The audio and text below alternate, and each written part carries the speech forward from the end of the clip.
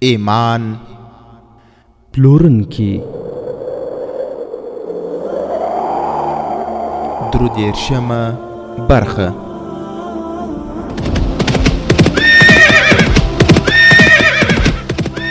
د سلطان صلاح الدین ایوبی رحمه الله د دوران رښتینی کیسې. صلاح الدین پر د غزم کارا پیدا کړه، ته یو بل صلاح الدین پر د غزم کارا پیدا کړه. الحمد لله وكفى والصلاة والسلام على رسوله المصطفى اما بعد.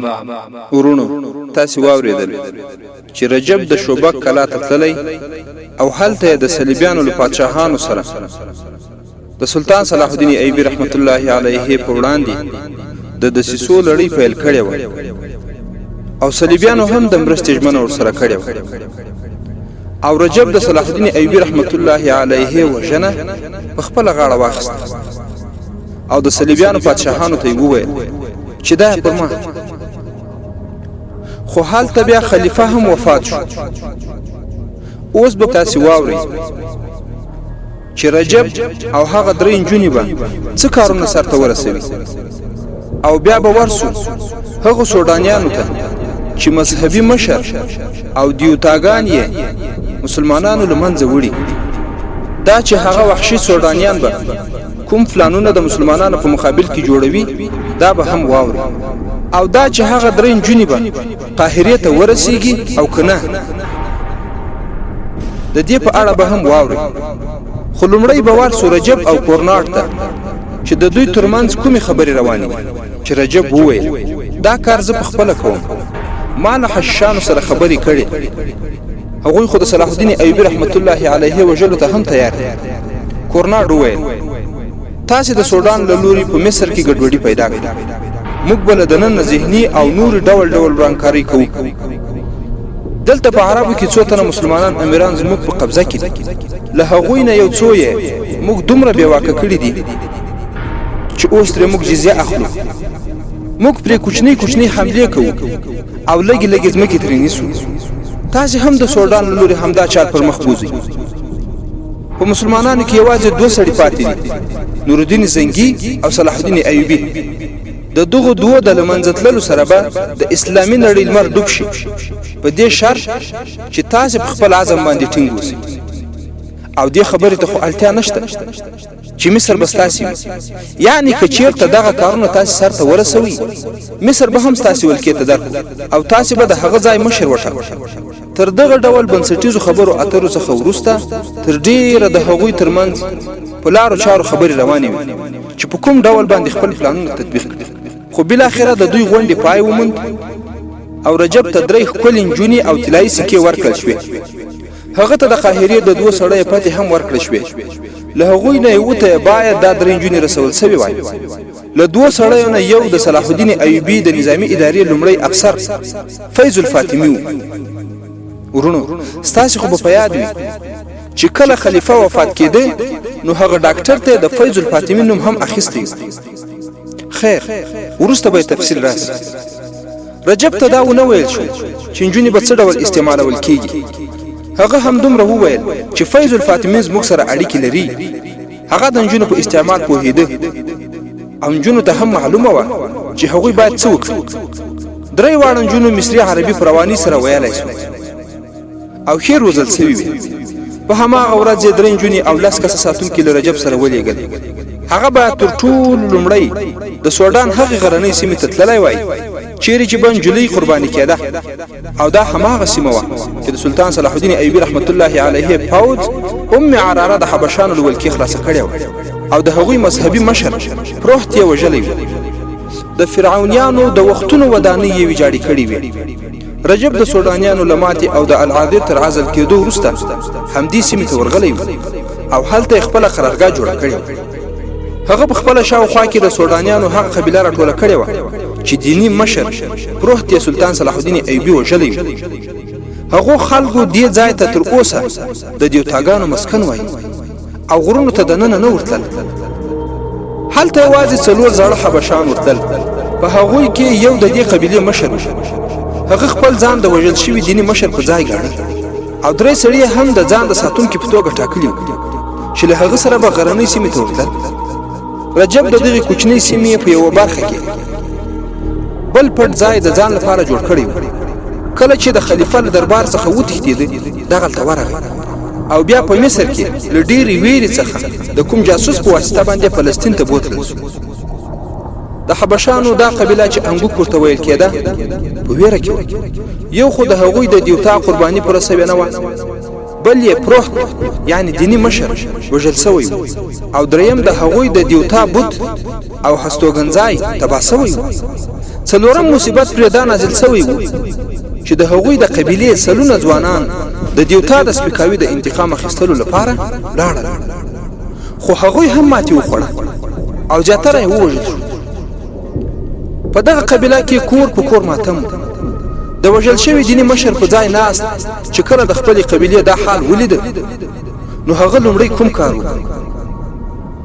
ورونو هغه ټوله قبیله راټوله کړه او هغوی ته یې وویل چې د دیوتاګانو نهنګان وږي دي، د هغوی نسونه ډک کړي.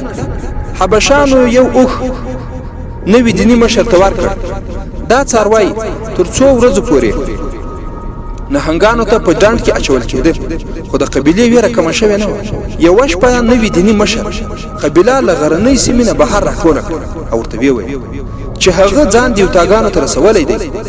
هغوی دا اشاره کړې څنګه چې نجلۍ قرباني شوې نه ده نو ځکه په قبیله باندې مصیبت نازل سوی. دیوتاګانو ویلي دي چې اوس به په یو ځل د یوې په ځای باندې دوه نجونې قرباني کوي، نو مصیبتونه به هم تم کېدای شي او کنه نو دیوتاګان به ټوله قبیله آرام ته پرېنږدي. دا د هغوی وحشیانو عقیده وه. دیني مشر دا هم وویل چې نجونې باید له انګوک قبیلې څخه نه وي او له سودان نه هم نه وي، هغه باید سپین پوستي وي. د همدومره خبرې اورېدل چې د قبیلې زیات شمېر زړور ځوانان ودرېدل. هغوی وویل چې له مصر څخه به دوه پرنګۍ یا مسلمان نجونې راولي، خو له بلې خوا نه رجب دغه سیمې ته را روان و او درې پرنګۍ نجونې یې له ځانه سره هم راوستې وې. د هغه سفر ډېر اوږد او ستومانوونکی او خطرناک هم و. هغه د سلطان صلاح الدین ایوبي تښتېدلی او باغي افسر و. هغه ته څرګنده وه چې د سلطان صلاح الدین ایوبي پوځ به په سرحدونو کې ګزمې پیل کړي وي، نو ځکه هغه خپل کاروان په یوه اوږده لاره روان کړی و. د هغه په قافله کې درې اوښان چې په هغو باندې اوبه، خواړه او نور شیان د صلیبیانو لخوا څخه ورکول سوي وو. نور ټول پر اسونو سپاره وو. د څو ورځو اوږد واټن وهلو وروسته هغه د دیوتاګانو غرني استوګنځای ته ورسېد. تر دې یوه ورځ دمخه دیني مشر ویلي و چې د دوه سپین پوستو او غیر حبشي نجونو قرباني ورکول دي. رجب تر ټولو لومړی له دیني مشر سره ولید. دیني مشر له هغه سره درې سپین پوستې نجونې ولیدې. د دغو ښکلیو نجونو په لیدو د هغه سترګې روښانه شوې. دا نجونې د قربانۍ لپاره موزونې وې او په هغو شرایطو برابرې وې چې دوی به د دغو بت په اروا باندې قرباني کولې. هغه دیني مشر له رجب څخه د نجونو په باب باندې پوښتنه وکړه. نو رجب هغه ته وویل چې دا یې د یو خاص مقصد لپاره له ځانه سره راوستې. رجب نجونې له ځان سره په غرنۍ سیمه کې یو ښکلي او سرسبزه ځای ته وروستې چې د درې خواو نه د غونډیو په منځ کې وه. رجب هلته خپلې خیمې ودرولې. رجب په پټه د یو داسې وخت په لټه کې و چې په قاهره کې دا درې نجونې هغو دوه سړیو ته ورسوي چې صلیبیانو ورته ښودلي. د نجونو د آرام او اسوده ساتنې لپاره پوره ترتیبات موجود وو. رجب همالته د شرابو بندوبست هم کړی و، خو کله چې شپه راغله د شپې یې د سفر څخه د راستنېدو په مناسبت باندې جشن جوړ. پر صلیبي ساتونکي هم شراب وڅښل او نجونو ته هم شراب ورکړل. تر نیمایي شپې وروسته چې کله ساتونکي او د هغوی یو څو ملګري چې د مخه هلته موجود وو ویده سول، نو رجب هم د دغسې یو موقع په لټه کې. نو رجب یوه نجلۍ له لاسه ونیوه او خپلې خیمې ته یې بوتله. نجلۍ د هغه په نیت پوه سوه. هغې ورته وویل زه فاحشه نه یم، زه دلته د صلیب د راسپارل شوې دندې د ترسره کولو لپاره راغلی یم. زه له تاسې سره شراب څښلی شم خو بدکاري نه منم. رجب هغه په خندا کې د خپلې خیمې په لور کش کړ کنجلۍ ترې خپل لاس خلاص کړ. رجب چې بیا لاس ور واچاوه نجلۍ منډې کړې او د خپلو ملګرو خواته ورغله. هغوی دواړه هم له خیمې راووتل. هغوی د رجب د پوهولو کوښښ وکړ چې هغوی ته دې د فاحشو په نظر نه ګوري. په دغه حالت کې رجب ته غوسه ورغله او ویې ویل زه پوهېږم چې تاسې څومره پاکې سپېڅلي بې حیایي ستاسې کسب دی. نجلۍ وویل د دې کسب نه موږ هغه ځای کار اخلو کوم ځای چې زموږ د مسؤلیت لپاره ضروري وي. موږ د عیاشۍ په خاطر عیاشي نه کوو. رجب د هغوی په یوه خبره پوهېدل نه غوښتل. په آخر کې نجونو هغه ته وویل زموږ سره لس ساتونکي دي. هغوی زموږ د ساتنې لپاره راغلي. هغوی سبا بیرته ځي.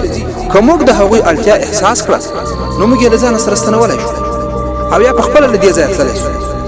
رجب غلی شو خو د هغه له رنګه څرګندېده چې نجونې به ونه بخي. خیر هغه شپه هم تېره شوه. بله ورځ رجب له فلسطین نه راغلي ساتونکي رخصت کړل. ورځ په تېرېدو وه او د ماښام په مهال رجب له نجونو سره کېناست. د یو ځای او بل ځای خبرې یې کولې چې په همدغه حالت کې مذهبي مشر له خپلو څلورو ملګرو سره راغی. هغه په سوډاني ژبه رجب ته وویل زموږ د یو تار نه خفه دی. هغه د دوو پرنګیو یا مسلمان نجونو قرباني غوښتې ده. دا نجونې د قربانۍ لپاره موزونې دي. له دوی څخه یې دوه نجونې موږ ته راکړه. د رجب دماغ چکر وکړ. ځواب یې ورکړ دا نجونې د قربانۍ لپاره نه دي. موږ د دوی نه ډېر کارونه اخیستل غواړو او د همدوی په لاسونو به ستاسې د دیوتاګانو دښمن وژنو. خو مذهبي مشر وویل ته دروغ وایه. تا دا نجونې دلته د تفریح لپاره راوستې. موږ به له دوی نه دوه قرباني کوو. رجب ډېر دلایل وویل خو مذهبي مشر یو دلیل هم ونه مانه. د هغه په دماغ کې د یو تاس پور و. هغه پاڅېد او د دوه نجونو په سرونو یې بیا بیا لاس راکش کړ. ویې ویل دا دواړه د دیوتا لپاره دي. د انګوک نجات د دغو دوو په لاسو کې دی. دا یې وویل بیا ودرېد. رجب ته یې وویل د نجونو د تښتولو کوښښ ونه کړه. ته پوهېږې چې موږ به بیا تا حتما پیدا کوو. خو نجونو په دغه حالت کې د سوډاني په ژبه نه پوهېدې. فقط ورته کتلې. حبشي مذهبي مشر پروحت د هغوی په سرونو لاس کېښود. خو په دغه حالت کې چې نجونو ولیدل رجب یې ورخطا ولید. له هغه نه یې پوښتنه وکړه چې دې حبشي څه وویل. رجب هغوی ته په څرګنده وویل چې د قربانۍ لپاره یې غواړي. د نجونو د پوښتنې په ځواب کې ورته دا هم وویل چې ستاسې سرونه غوڅوي او د وچېدو لپاره یې ږدي او تنې مو په ډنډ کې اچوي چې نهنګانې وخوري. د نجونو رنګونه والوتل. هغوی له رجب نه وپوښتل چې د هغوی د ساتنې لپاره یې سپیکر سنجولی دی او که نه. رجب جواب ورکړ ما د هغه د پوهولو لپاره ټول دلایل وویل خو هغه یو هم وانه ورید. زه د دې خلکو په لاسو کې یم. زه خو دوی له ځانه سره ملګري کول غواړم او دوی هم زما په پوځ کې شاملېدو ته تیار دي. خو په خپله عقیده کې دومره پاخه دي چې لومړی به دیوتاګان خوشحالوي بیا به زما خبره اوري. د رجب له خبرو هغې اټکل وکړ چې هغه یې له دغو وحشیانو څخه ژغورلی نیسي او یا خو د هغوی د خوښۍ په خاطر د خلاصون هڅه نه کوي. هغوی تېره شپه د رجب د نیت یو څرک لیدلی هم و. هغوی ترېنه هیلې سوي وې او رجب هغوی ته دا رسمي ډاډ هم ورنه کړ چې ګوندې هغوی به وژغوري. خیر په دغه حالت کې نجونې هم خپلې خیمې ته ولاړې. هغوی په حالاتو باندې غور وکړ او دې نتیجې ته ورسېدې چې هغوی دلته د رجب د عیاشۍ او یا د حبشي دیوتاګانو د قربانۍ لپاره راغلي نه دي. هغوی بې هدفه مرګ نه غوښت. له هغه ځایه د تېښتې اراده وکړه. خو په دغه حالت کې دې ته هم متوجه سوې چې تېښته او فلسطین ته په خیر رسېدل دا هم اسان کار نه و. خو بله لار هم نه وه. دا نجونې یوازې ښکلې او زړه وړونکې نه وې بلکې د اسوارۍ او نظامي زده کړو روزنه یې هم لیدلې وه چې د اړتیا په وخت کې ځان له هغه ځای څخه وژغورلی شي. هغوی پرېکړه وکړه چې له دغه ځایه به فلسطین ته تښتي. هغه شپه ارامه تېره شوه. په دوهمه شپه نجونو دا وڅارل چې د شپې اسونه په کوم ځای کې تړل کېږي او له هغه ځایه د وتلو لاره کومه ده او کوم شیان چې له ځانه سره ضروري وړل دي هغه چیرې دي او له کوم ځایه باید لاسته راوړي. کله چې شپه تېره شوه په سبا باندې هغه وحشي حبشي مشر بیا راغی او له رجب سره یې خبرې وکړې او بېرته ولاړ. نجونو رجب ته ورغلې او له هغه څخه یې پوښتنه وکړه چې هغه څه وویل.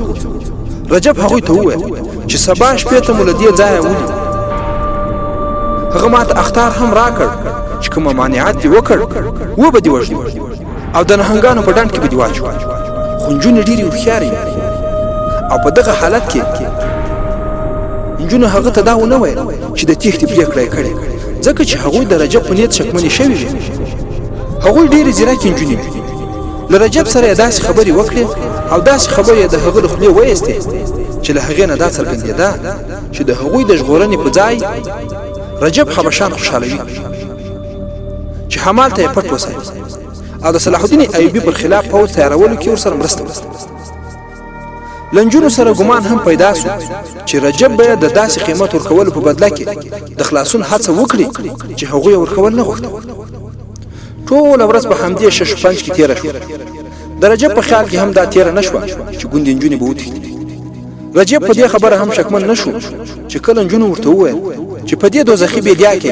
د دومره سرسبزې سیمې موجودیت یوه طبیعي حیرانوونکې خبره ده راځه لږ سیر خو راباندې وکړه رجب هغوی شاوخوا وګرځولې ناڅاپه هغوی ویرونکي ډنډ ته ورسېدې چې په غاړه یې 5-6 نهنګان ناست وو د ډنډ اوبه چټلې او بدبویه وې یوې نجلۍ وویل داسې ښکاري لکه د دې غونډۍ په منځ کې چې یوه چینه وي ټولو چې کله دغه ډنډ ته وکتل یوې نجلۍ چیغه کړه اوبه د غونډۍ په اوږدو کې په سمڅه کې ننوتلې وې رجب وویل دغه دي هغه نهنګان چې ګناهګار سړي او قرباني نجونې ورته اچول کېږي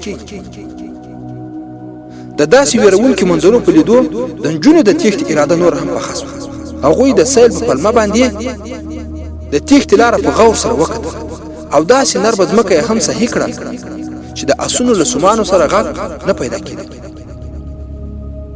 د هغوی د سیل د هیلې تر شا همدا هدف او بس بلې خواته حبشي دیني مشر په نږدې کلي کې ناست او خلکو ته یې زیری ورکاوه چې د قربانۍ لپاره یې نجلۍ لیدلې او قربانۍ به له نن څخه 4 شپې وروسته کېږي چې د 14مې سپوږمۍ به وي هغه وویل چې قربانۍ به د دیوتاګانو په هستوګنځای کې او د معبد په کندرو کې کېږي له هغې وروسته به دا معبد موږ خپله جوړوو او چې کله معبد جوړ سي بیا به له هغې قوم نه بدله اخلو چې زموږ د دیوتاګانو سپکاوی یې کړی په دغو حالاتو کې دا ورځ هم تېره او نیمه شپه وه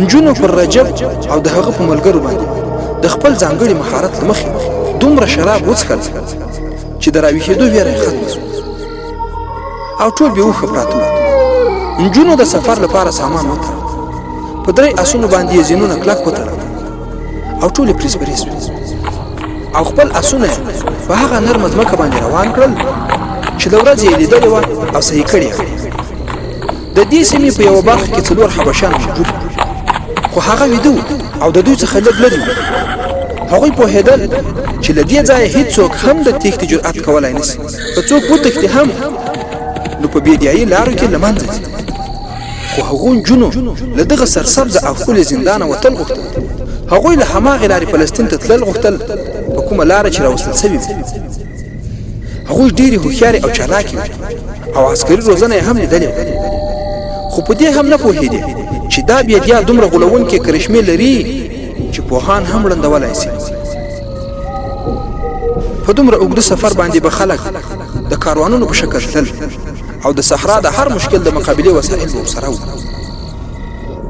د شپې مهال د بیدیا هوا یخه وه تر یوه ځایه په کرار کرار ولاړې بیا یې اسونه په ځغاسته کړل چې ښې یې لرې ولاړې هغوی د خپلو اسونو رفتار په کراره کړ بیا یې نو اسونه په کرار کرار روان کړي خو په دغه حالت کې شپه هم تېره شوه او سهار شو او د دوی مزل روان لمر راوخوت نجونو چې شاوخوا وکتل هرې خوا ته شګلنې غونډۍ وې او لږ وړاندې یې مخې ته د شګلنې خاورې لوړ لوړ غرونه ولاړ وو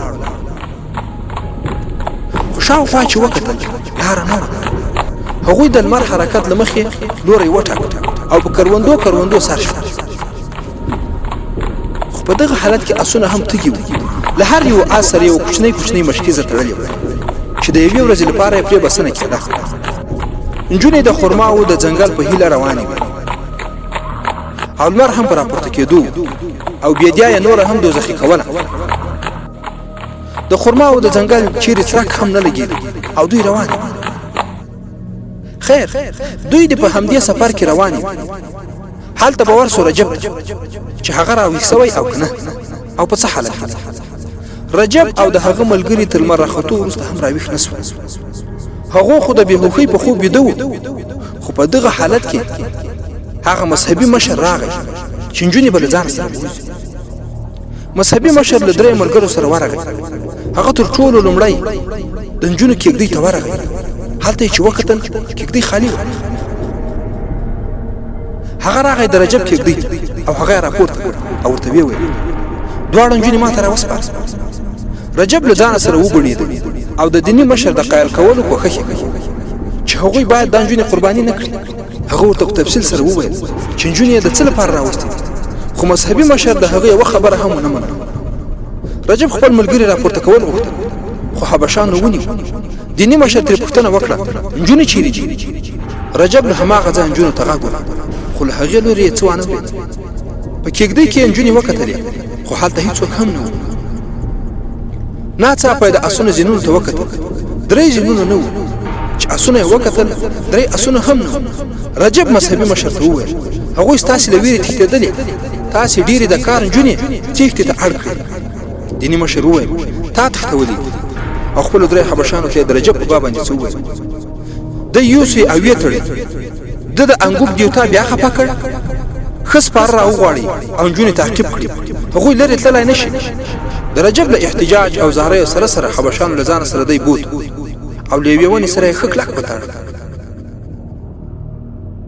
د 33 برخې پای